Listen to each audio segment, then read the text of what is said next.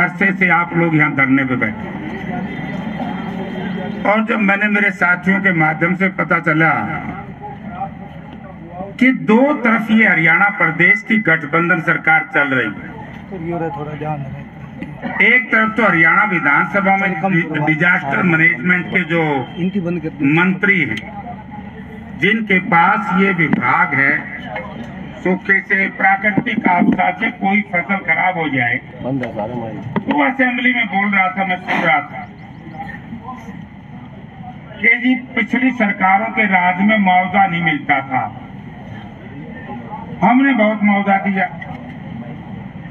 उसी व्यक्ति, जिस व्यक्ति को उंगली पकड़ करके इस इलाके की, इस धरती ने देश और प्रदेश की लोकसभा और विधानसभा में वक्तन बेवक्तन भिजवाने का काम किया, उसी का पार्लियामेंट क्षेत्र में लोग धरने पर बैठे हैं, और उसके बावजूद भी कि हरियाणा प्रदेश की गठबंधन सरकार, कम से कम सरकार का प्रतिनिधि आए, पूछे लोगों से भी क्या कारण है। पहले भी धरने प्रदर्शन चले, हमने भी लंबे अरसे तक राज किया, और कई प्रकार की उस टाइम दूसरी मांगे थी, लेकिन हमारे प्रतिनिधि या हमारे साथी हुड्डा साहब के प्रतिनिधि के रूप में आप लोगों के बीच में आया करते थे। राम राम भाई।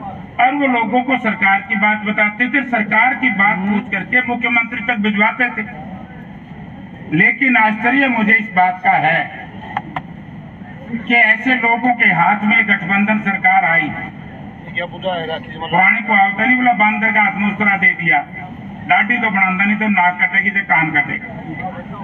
अब की बार लोग फंस गए बुरी तरीके, लेकिन शर्म आनी चाहिए ऐसी सरकार को। एक तरफ 1.25 वर्ष इस देश का किसान के दिल्ली की सीमाओं पे बैठा, उसे भारतवर्ष के विभिन्न जगह के टोलों पर बैठे, जो बात उस वक्त किसान ने लड़ाई शुरू की थी, और भारत के प्रधानमंत्री नरेंद्र मोदी जी ने उसी बात को स्वीकार किया, और 1.25 वर्ष के बाद तकरीबन, मैं गलती पे ना हो, 1 साल से ज्यादा, माफी मांग करके, और ये कहा कि मैं किसानों का गुनाहगार हूं, मैंने गलती की। हमारे लगभग 700 किसानों को शहादत देने के लिए मजबूर करना पड़ा।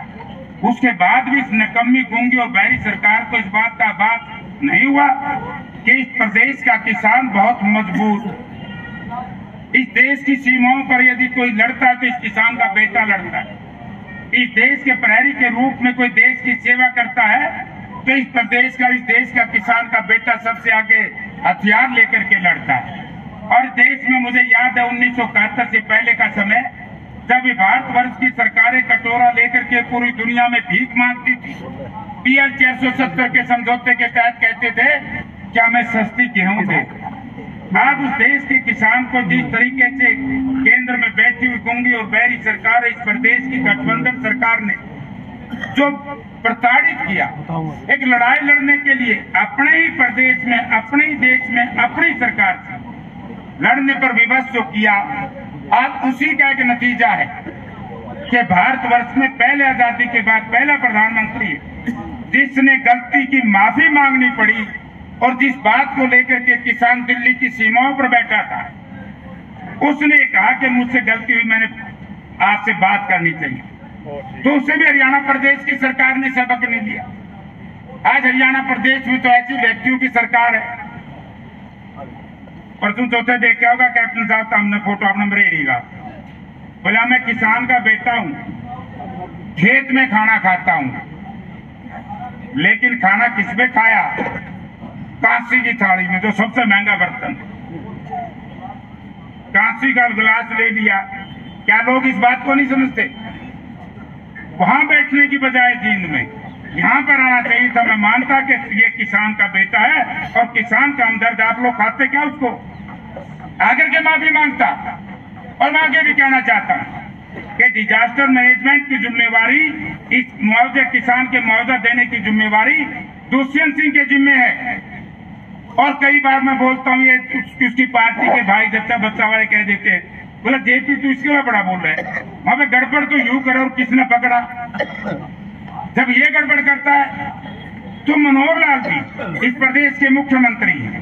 मनोहर लाल जी की जिम्मेवारी थी कि जब 1.25 वर्ष किसान नहीं झुके, बैठे रहे, 700 लोगों की शहादत दे दी, उसके बावजूद भी मुख्यमंत्री नहीं आया।